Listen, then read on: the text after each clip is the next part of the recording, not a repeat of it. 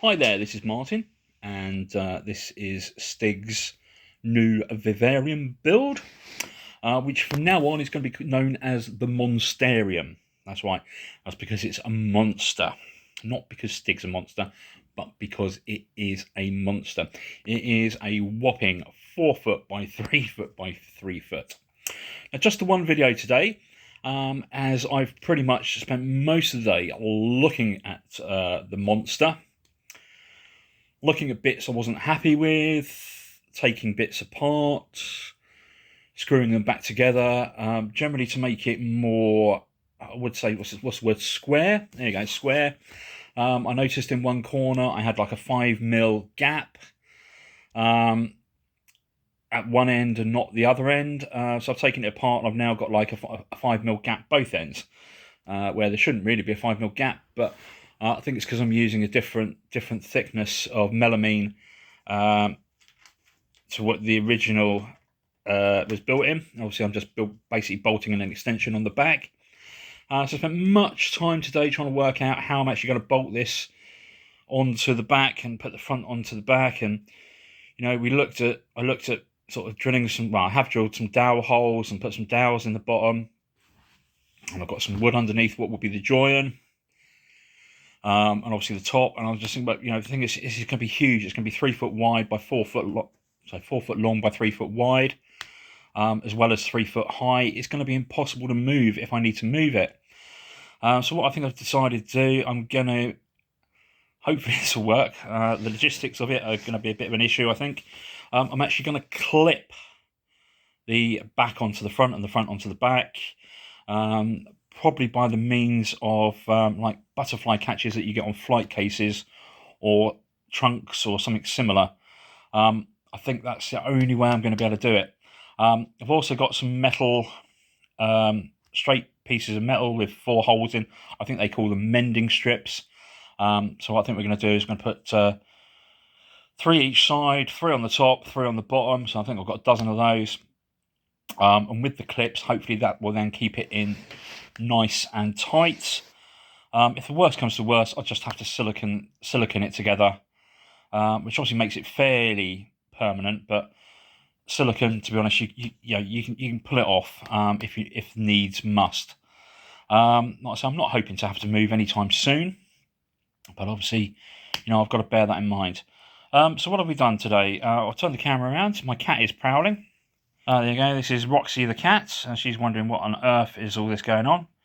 I've started to build the liner tray, which will be going in, which is just behind Roxy's tail there. So this is the bottom tray. Let's swing around. I've decided I'm actually going to use this same plastic stuff all the way throughout, apart from the top, apart from the lid, because obviously there's going to be quite a lot of heat coming off UV lights. The shade dweller emits quite a lot of heat. I don't know how heat proof that stuff is.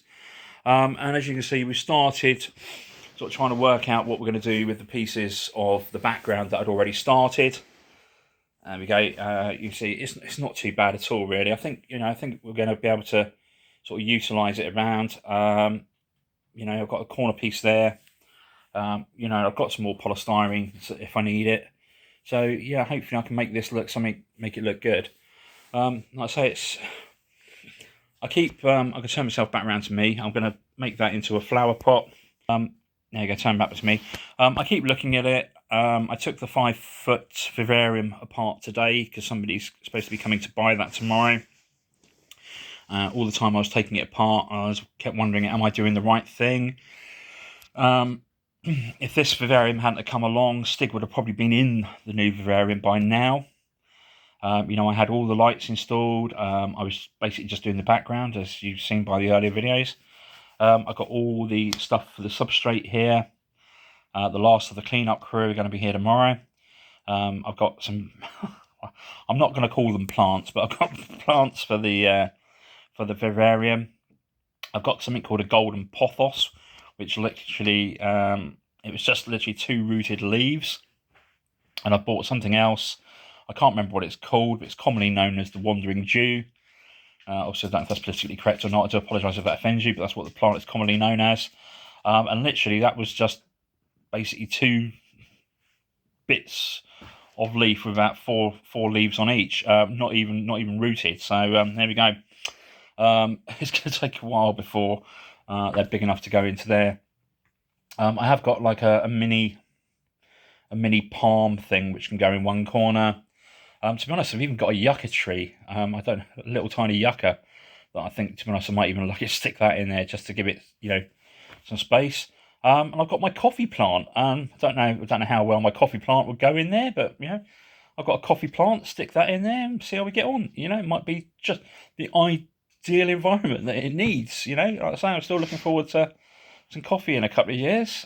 Maybe with the bugs I'm getting in there, the isopods and other stuff. You never know. So like I say, I keep wondering if I have done the right thing. Like I say, Stig would have been in the other vivarium now and probably would have known the difference.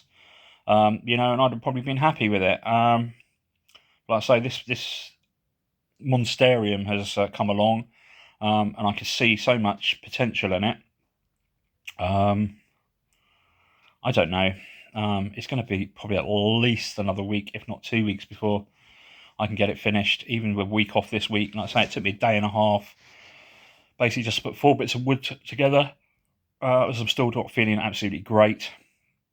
Just everything I was trying to do everything, it just seems to be such hard work. And obviously, I think as well, when you're handling bits of wood like this on your own, this is a big piece of, vivarium. You really do with 2 people doing this. But there you go, it's just me. I don't know, we're getting there, I think. Like I say, I'm happier with it tonight than I was last night. That's for certain.